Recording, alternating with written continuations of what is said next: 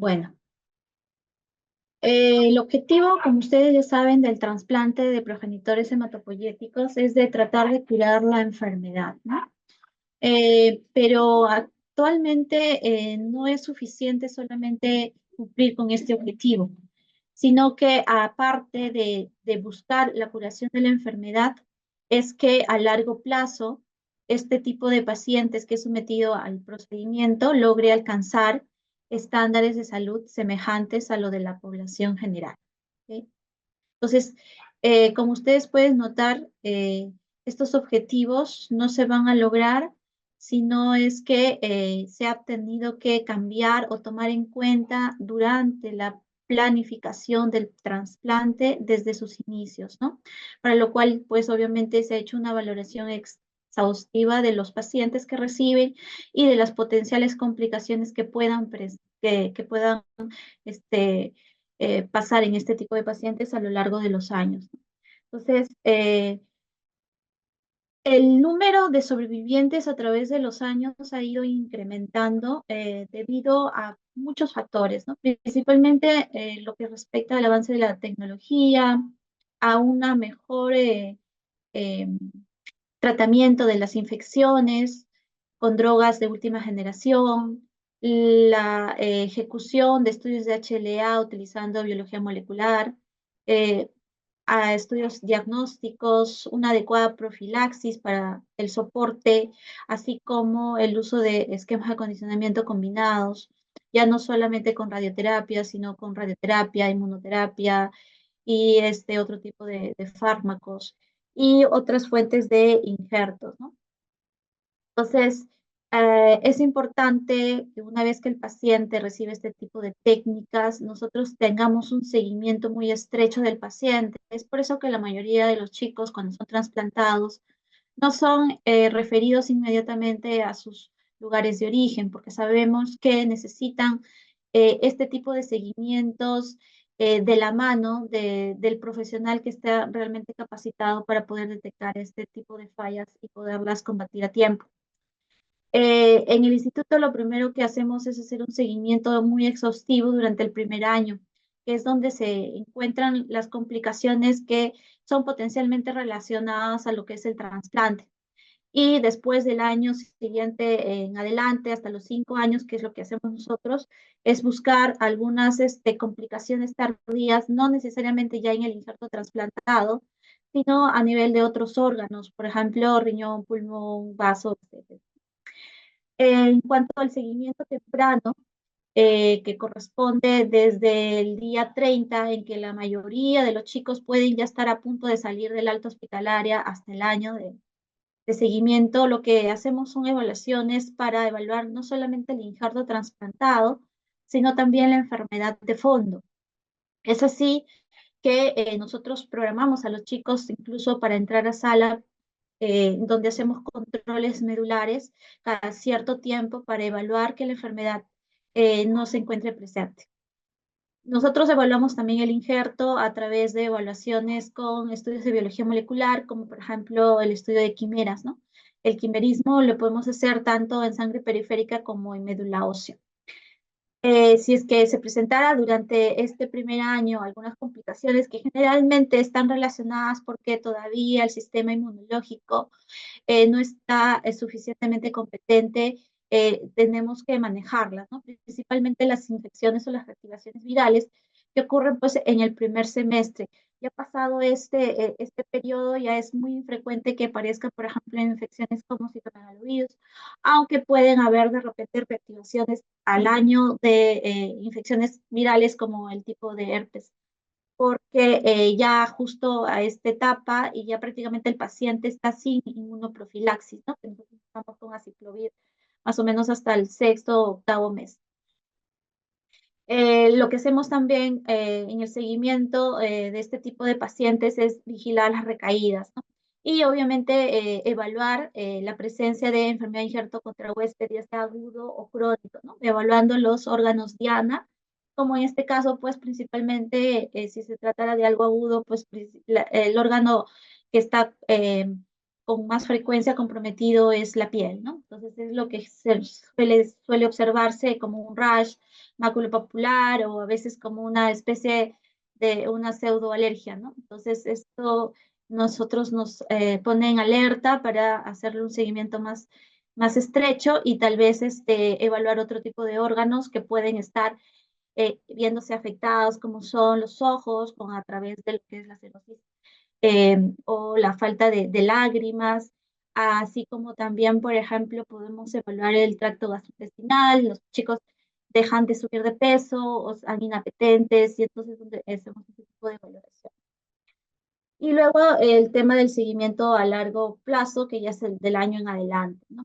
Que eso es ya cuando ya hay una recuperación inmunológica adecuada, y principalmente nosotros vemos o hacemos controles de diferentes órganos, sobre todo corazón, pulmón, riñones.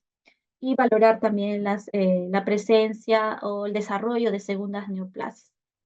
Entonces, aquí un poco ya hablando de lo que es el seguimiento realmente, lo que es a largo plazo, pasado ya el año del trasplante, tenemos que evaluar diferentes órganos. Entonces, como ustedes pueden ver en la pantalla, la evaluación que se hace debe ser de forma integral por un equipo multidisciplinario que maneje este tipo de pacientes, ¿no?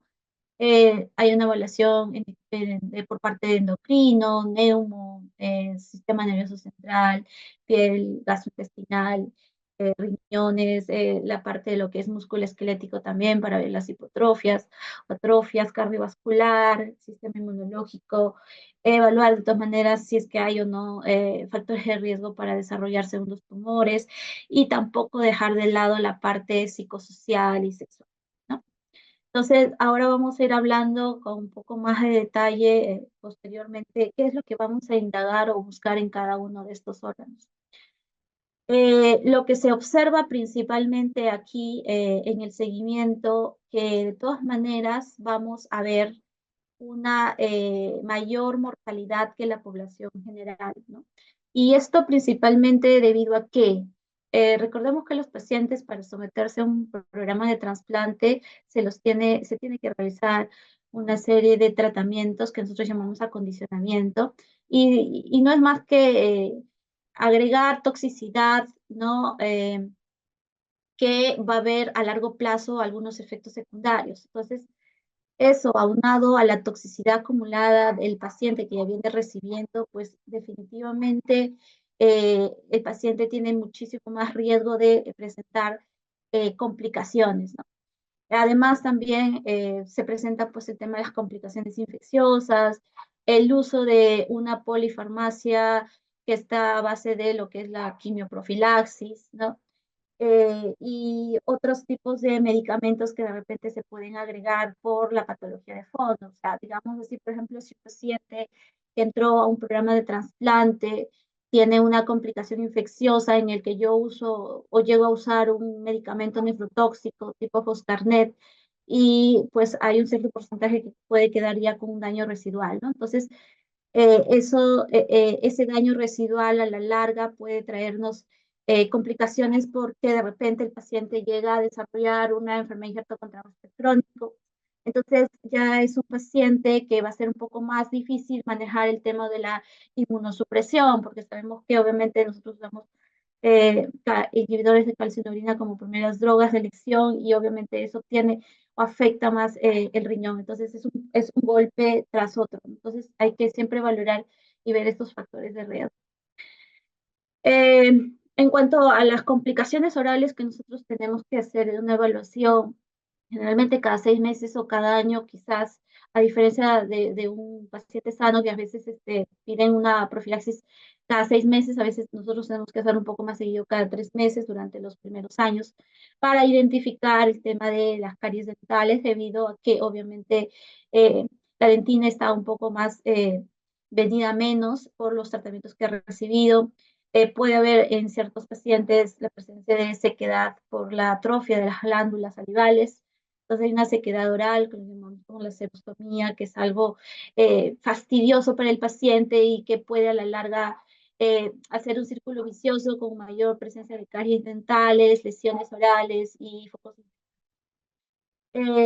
También puede ver en los pacientes alteraciones en el desarrollo dental, y esto principalmente debido a la radioterapia, ¿no? A veces los pequeños son niños que todavía están en pleno desarrollo de la dentición, y pues debido a este tipo de medicamentos y drogas que usamos, pues podemos producir alguna alteración o superposición de dientes o malformación, ¿no? Por lo tanto, van a requerir este seguimiento estrecho y la evaluación por ortodoncistas especializados en la materia para poder hacer las correcciones a tiempo. En cuanto a las complicaciones cardiológicas que tenemos que tener en cuenta, sabemos que un paciente trasplantado tiene 10 veces más probabilidad de tener una complicación cardiovascular que la población general. Y eso se debe principalmente por la quimioterapia que ha recibido, por la radioterapia, por la intensidad, por la acumulación de drogas. Eh, Hay factores de riesgo para enfermedad cardíaca, ¿no? Los pacientes de alto riesgo, de riesgo intermedio o de bajo riesgo. Los pacientes de alto riesgo son los que tenemos que tener mayor incidencia en hacer el seguimiento. ¿Y quiénes son aquellos pacientes que se consideran de alto riesgo de desarrollar una enfermedad cardiovascular en el largo plazo? Bueno, los pacientes que han recibido radioterapia, es lo que les he puesto como TBI, que es irradiación corporal total, las siglas están en inglés, la presencia o el uso de antracíclicos, ya sea durante el acondicionamiento o preacondicionamiento, y para lo cual los pacientes deben ser sometidos a estudios imaginológicos, incluso ecocardios toda la vida, cada 2 años, para poder identificar estos factores o alteraciones a nivel del corazón. Si el paciente tiene un riesgo intermedio, pues se sugiere la ecocardio, que es cada 5 años. Y si es que es de bajo riesgo, por ejemplo, los pacientes que son trasplantados de forma o bajo la técnica de autólogo, a veces no es necesario hacer este tipo de evaluación. Otro tipo de complicaciones que se ven y que se ha observado, pues es principalmente a nivel de músculo cardíaco, ¿no? Es las miocardiopatías dilatadas, que es lo que observamos con mayor frecuencia en los pacientes trasplantados, sobre todo que han recibido antracíclicos, de larga data o radioterapia. También otras patologías que se suelen encontrar, no muy frecuentes, pero suelen observarse, son las enfermedades valvulares, las enfermedades coronarias, arritmias cardíacas. Y es importante para poder llevar una vida disminuyendo estos riesgos, es pues llevar una vida lo más sano posible, ¿no? Por eso es importante las medidas de intervención, como que obviamente no deben de fumar, deben hacer un ejercicio diario, evitar el sobrepeso, controlar la dislipidemia, etcétera, ¿no? Entonces, si ustedes ven, es importante que los pacientes y los niños, conforme vayan creciendo, cambien. Es totalmente un estilo de vida y que va a ser prácticamente de por vida, ¿no? Otro tipo de complicaciones que nosotros observamos, sobre todo en los pacientes que reciben corticoides debido pues, a complicaciones como la presencia de enfermedad injerto contra huésped, después las alteraciones a nivel musculoesquelético, ¿no? Podemos ver también por el uso de esteroides, las necrosis vasculares de cadera, que obviamente los primeros signos que los chicos refieren pues es el dolor al caminar o al correr, ¿no? Tenemos que usar pues métodos de imagen para poder identificar esto lo más rápido posible a través de las resonancias magnéticas. El tratamiento va pues desde medidas sintomáticas como reemplazo de cadera en los casos más severos, ¿no? Otras complicaciones no muy frecuentes son pues los osteocondromas de las metáfisis o de las placas de crecimiento que pues se denota como una exostosis del hueso, ¿no? La osteoporosis y la osteopenia frecuente, más o menos un cuarto de los pacientes trasplantados presentan este tipo de alteraciones. Por lo tanto, debido a la alta frecuencia, pues siempre se debe usar suplementos vitamínicos, calcio, vitamina D para promover la mineralización ósea. Y bueno, la osteoporosis principalmente se presenta en aquellos pacientes pues, que han recibido terapia a través de esteroides por enfermedades como el rechazo al injerto crónico. y la irradiación corporal total. En estos pacientes, cuando ya se ve ya es que esta osteopenia ha progresado y ya tenemos signos de osteoporosis inminente, pues es necesario, aparte del calcio, la vitamina D, el ejercicio, pues emplear los bifosfonatos. Y definitivamente y repito, lo más importante, cambiar hábitos para que esto se propague en el tiempo, ¿no?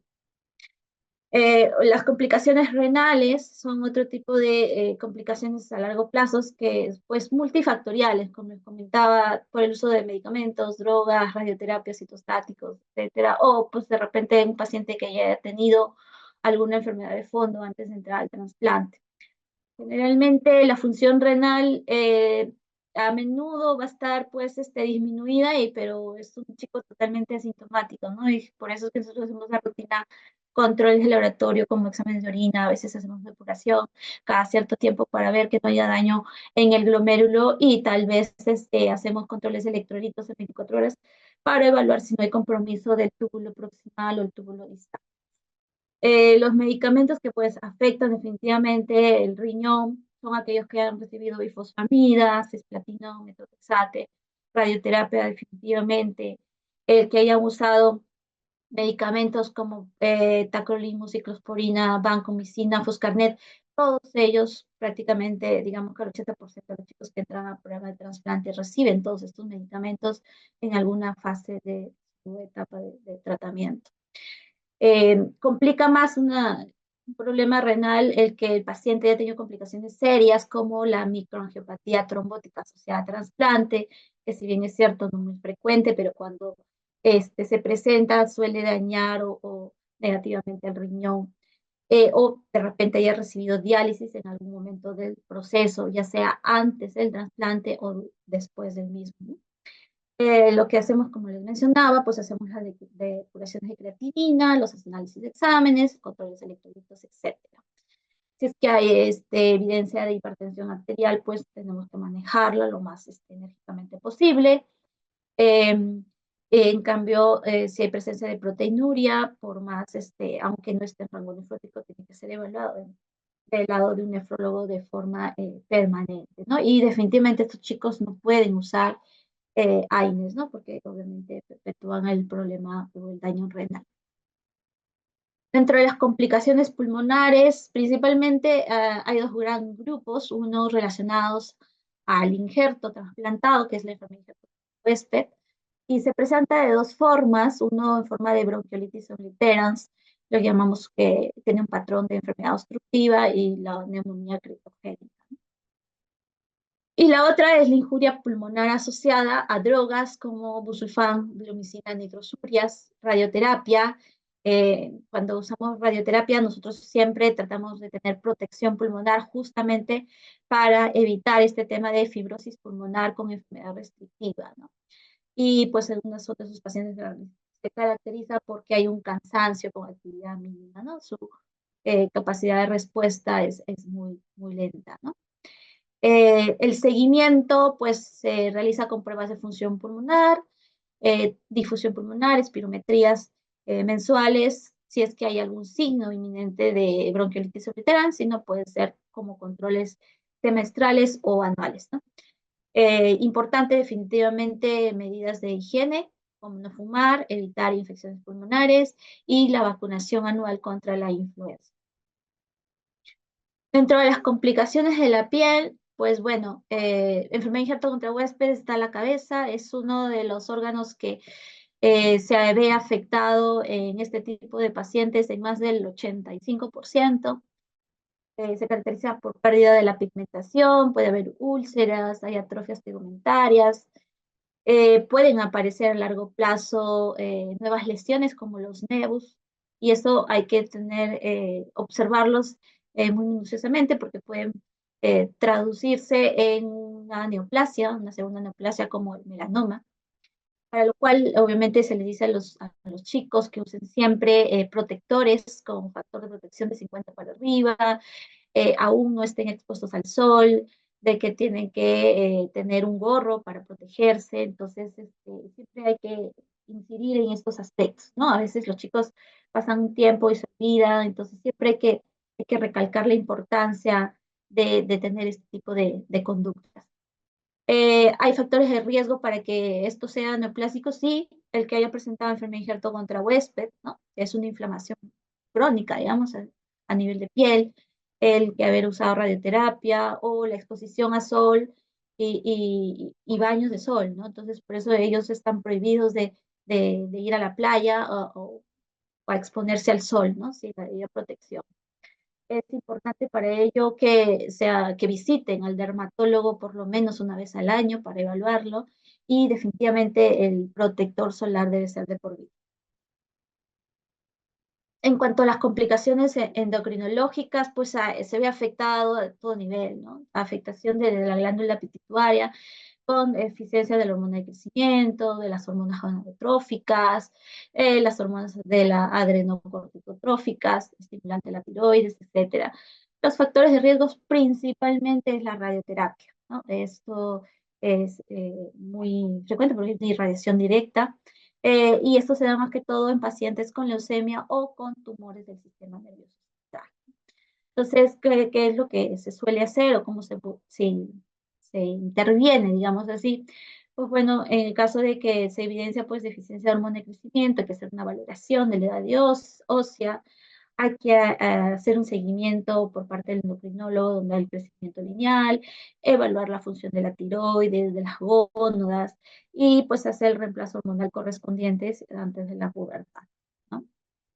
Las complicaciones a nivel de la tiroides, pues van principalmente hipotiroidismo, y esto es secundario pues a la radioterapia o radioterapia de cuello, mediastino, que se suele usar, por ejemplo, con linfoma. Se tiene que hacer estudios laboratoriales como TSH, T4 libre para detectar en sí en dónde está el problema, ¿no? Y definitivamente dar el tratamiento de reemplazo respectivo. Pocos casos se observa lo contrario, como el hipertiroidismo, ¿no? O el cáncer de tiroides, para lo cual definitivamente hay que hacer una evaluación anual, y en esa evaluación anual incluso se hace y se solicita, aparte del examen físico, una ecografía tiroidea para hacer el seguimiento. En cuanto a las complicaciones de la fertilidad, pues hay muchos fármacos que actúan a nivel de las células sexuales, como por ejemplo la ciclofosfamida o la radioterapia, que definitivamente van a producir esterilidad, principalmente en los chicos, ¿no? En los varones. Es importante evaluar a los niños entre los 10 y 11 años para buscar este tipo de disfunciones testiculares o la presencia de retardo en la pubertad, ¿no? La evaluación tiene que ser por un endocrinólogo capacitado en el tema. Generalmente en otros países lo que suele hacerse cuando se trasplanta pacientes, sobre todo el sexo masculino, es la criopreservación de semen, ¿no? Hacer dosajes también de FSH, LH y testosterona. Las mujeres generalmente la fertilidad no suele verse tan comprometida, sin embargo puede haber pues falla ovárica precoz, o sea, hay menopausia precoz, por lo cual a veces necesitan terapia de restitución. No hay riesgo de defectos genéticos, por ejemplo, en los bebés de estas mujeres transplantadas. Por eso les digo que hay muchas mujeres que han recibido un trasplante, que llegan a casarse y tienen sus hijos, ¿no? Estos hijos no tienen mayor riesgo de defectos por este tipo de procedimientos. Otro tipo de las complicaciones que solemos ver con mucha frecuencia son las complicaciones oculares y auditivas, ¿no? Eh, la ausencia de audición, generalmente nosotros en trasplante con leucemias no lo vemos porque obviamente no damos radioterapia a dosis tan altas, pero sí se observan cuando hacen otro tipo de trasplantes, como por ejemplo los oncólogos que reciben de repente radioterapias a dosis altas.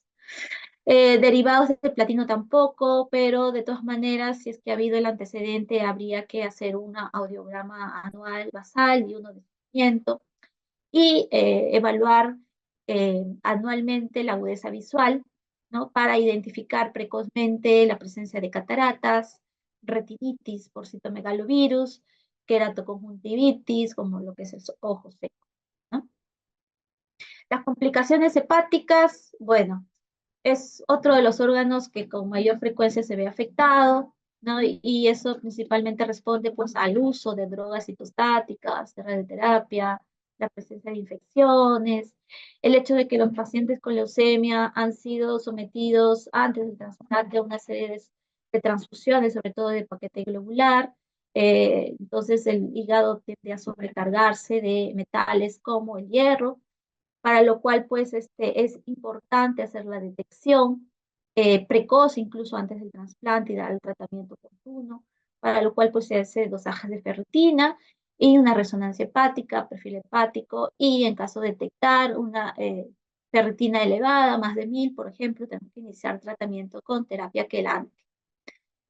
La enfermedad hepática grasa no alcohólica, que principalmente se ve en pacientes que reciben, por ejemplo, esteroides, se ve en presencia de hígado graso o cuando los pacientes presentan obesidad, y que incluso a la larga puede en algunos pacientes llevar a la cirrosis, ¿no? Y otro que es el síndrome metabólico, ¿no? Que es otro de las complicaciones que se ven frecuentemente, y que está asociada principalmente a esta enfermedad, ¿no? La enfermedad hepática grasa no alcohólica, que se caracteriza pues por hipertensión, la obesidad abdominal, hiperlipidemias, alteraciones del metabolismo de la glucosa.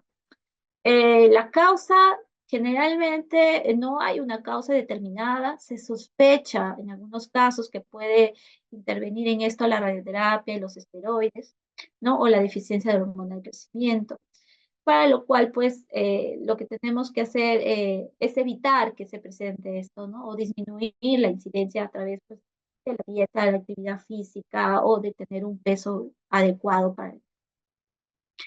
Las complicaciones neoplásicas, como les decía, uno de los principales órganos que se ve afectado después del trasplante es la piel, entonces siempre hay que hacer una evaluación anual por el dermatólogo para identificación de neoplasias de la piel tipo melanoma, ¿no? La incidencia de las complicaciones neoplásicas es prácticamente el doble de la población normal y va a estar dependiente del tiempo, ¿no? Principalmente vamos a ver segundas neoplasias o tenemos que empezar ya a buscar este tipo de complicaciones en chicos que ya pues han pasado más de 10 años del trasplante. Antes es bien difícil observarlos a no ser que tengamos una carga genética de fondo. La leucemia mieloide se puede presentar en forma de leucemia mieloide o síndrome mielodisplásticos. Esto se observa en los pacientes que reciben un autólogo. Podemos ver enfermedad linfoproliferativa secundaria al Eisenberg. Cáncer de mama, también podemos ver, es más frecuente en las mujeres que han recibido radioterapia en el tórax o irradiación corporal total, para lo cual tenemos que hacer un despistaje y un seguimiento temprano, principalmente a partir de los 25 años de edad o incluso a partir del 8 años post-trasplante. Tenemos que hacer mamografías, ecografías, para poder hacer la detección de esto a tiempo. Como ya les mencioné, el cáncer de tiroides es otra de las complicaciones neoplásicas que se observan en los pacientes trasplantados, para lo cual ahí se necesita una resonancia anual. Pero en principio, con una ecografía tiroidea bastaría. El cáncer de células escamosas de piel, bueno, es típico de los pacientes que han presentado un injerto contra huésped, así que si en el background o en el historial médico de un paciente pues, presenta un injerto contra huésped crónico, tenemos que indagar con más ahínco este tipo de patología. Puede en el transcurso de mediano corto plazo desarrollarla. Y bueno, los tumores del sistema nervioso central, principalmente en aquellos pacientes con leucemia que hayan tenido infiltración del sistema nervioso central y que hayan recibido irradiación corporal. Eh, Después de eso tenemos también complicaciones neurológicas. Principalmente lo que se viene alterado es el estado cognitivo, aunque mencionan que los pacientes que han recibido irradiación corporal mantienen su coeficiente intelectual y su rendimiento dentro de la población promedio, ¿ya? De todas maneras, es importante realizar pruebas neurocognitivas al año de trasplante, ¿no? Y en los siguientes 5 años siguientes.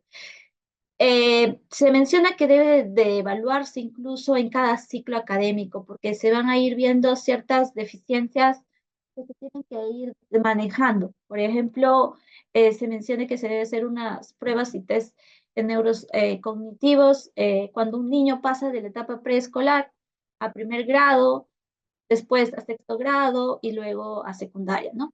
¿Para qué? Porque con esto nosotros vamos a determinar ciertas falencias en campos específicos, ¿no? A veces tenemos el campo que se ve comprometido en algunos pacientes va a ser pues el campo de la memoria, en otros niños pues el tema de la concentración, el tema de la organización, y esto nos ayuda ¿para qué? Para que el chico no se vea menguado de sus funciones eh, sociales, digamos así, no sea aislado y nos permite abordar de forma temprana y poco más de dar terapia dirigida a estos campos. Después, con esto ya estaríamos terminando prácticamente lo que es respecto a los trasplantes de médula ósea. Como ustedes pueden ver, si bien es cierto, es un procedimiento que ayuda a mejorar la sobrevida libre de enfermedad en los chicos que lo requieren, porque como ustedes saben y ya lo han ido evaluando a lo largo de este curso, saben que no todos los pacientes con leucemia requieren de un trasplante, ¿no? Solamente aquellos pacientes que tienen características especiales en cuyo el riesgo va a ser mucho mayor, como los de alto riesgo, ¿no? También hay que tomar en cuenta que son chicos que a lo largo del tiempo van a necesitar una serie de evaluaciones para poder detectar este tipo de alteraciones, ¿no? A largo plazo, que a veces nosotros como área pediátrica, ¿sí? No los vamos a ver porque quizás son chicos que se trasplantaron a los 14, 15 años y como les comentaba, las complicaciones a largo plazo van a ser 10 años después, 15 años después.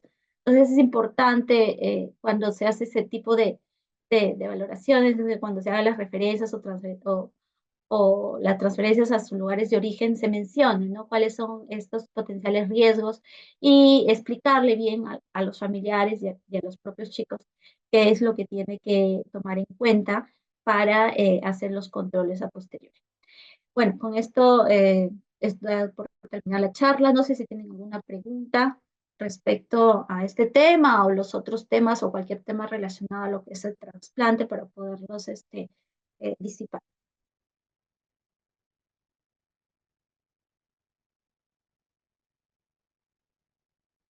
Ya, las vacunas, como les comentaba, generalmente una de las cosas que nosotros debemos recibir son la vacuna para la influenza, es una vacuna anual que nosotros debemos usar siempre para los chicos, y la otra, bueno, el tema de COVID, ¿no? El resto de esquemas de vacunaciones generalmente es como que una revacunación con un calendario que lo maneja infectología, ¿no? Principalmente son vacunas de virus, de derivados proteicos. No podemos poner vacunas de virus vivos atenuados, ¿no? Por la posibilidad de que puedan desarrollar la enfermedad a largo plazo. Entonces, eso principalmente.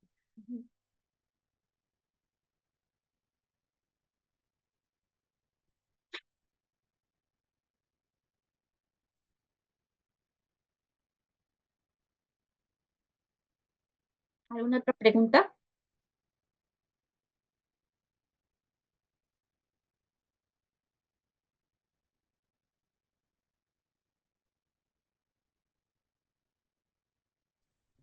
¿Alguna pregunta, por favor? Están libres los audios para que puedan hacer su pregunta tanto por el chat también. Ya. El tema de probióticos. Sí, los pacientes post-transplantados, cuando ya tienen un año post-trasplante, lo podemos usar, tal cual. O sea, yo incluso los pacientes que llegan a mi consulta con un tema de, de consulta y me lo mencionan, sí los podemos usar, pero con medidas, no a libre albedrío también. Pero sí, sí se pueden usar.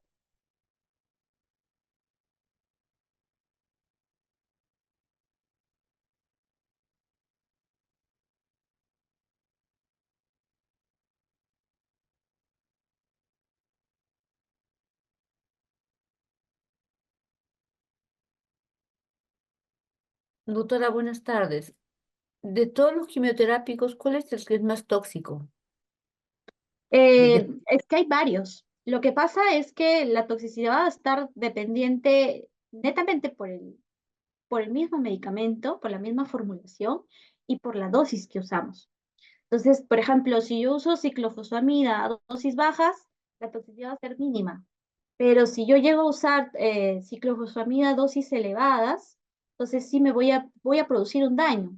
Sobre todo, por ejemplo, el daño cardiovascular, que es característico de este tipo de medicamentos. De igual manera, por ejemplo, yo uso metrotexate, que es otra de las drogas que ustedes comúnmente habrán escuchado a lo largo de todas estas exposiciones, porque es una de las drogas pilares para el manejo de la leucemia. Lo podemos usar a dosis tan bajas como a dosis tan elevadas. Por ejemplo, si usamos menos de 500, no voy a ver efectos secundarios, ¿ya? Pero si yo veo y uso el medicamento en rango de 5 gramos, 6, 10 gramos, yo voy a tener eh, cierto grado de toxicidad que de alguna u otra manera tengo que prevenir que eso se profundice a lo largo del tiempo. Entonces, es muy dependiente. Lo que sí es cierto es que hay que ciertas drogas que son o tienen tendencia a producir mayor toxicidad de ciertos órganos que otros, ¿sí? Por ejemplo, si yo le menciono los antracíclicos. Los antracíclicos son las drogas por elección que uno de los órganos diana que con mayor frecuencia compromete es el corazón. Entonces, por eso es que nosotros, cuando estamos en un programa de trasplante, tomamos en cuenta muy bien esta cantidad de antracíclicos, o sea, la dosis acumulada que tiene el chico, ¿no? De antracíclicos para nosotros programar un esquema de condicionamiento cual. Si yo tengo un chico que tiene más de ya de 560 miligramos por metro cuadrado de acumulación de antracíclicos, yo estoy ante un chico que probablemente me haga una toxicidad muy importante a nivel cardiovascular. Entonces, hacia ahí tengo que ir apuntando. Igual cuando yo uso, por ejemplo, citostáticos como ciclofosfamida o ifosfamida, que principalmente más ifosfamida que ciclo. La ifosfamida es uno de los medicamentos que su órgano diana es el riñón, entonces me va a producir nefropatías, me va a producir daño renal glomerular. Entonces hay que tomar las medidas preventivas para evitar eso. Y eso va de la mano de la dosis. Ujú. Gracias. ¿Ya? Siguiente pregunta, por favor.